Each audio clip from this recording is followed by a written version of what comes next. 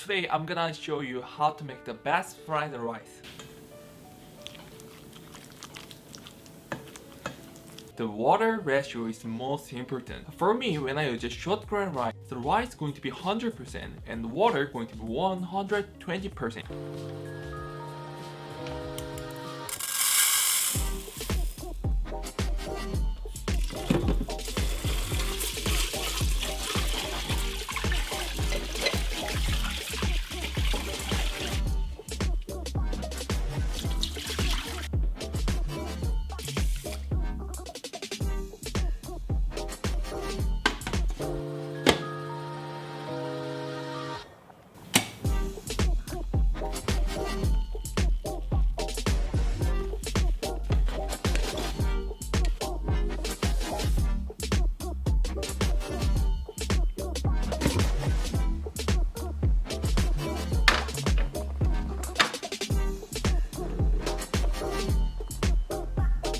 So now I'm gonna show you two ways of deep fried rice. The first one I cooked it 2 days ago for my meal and I'm gonna use that one.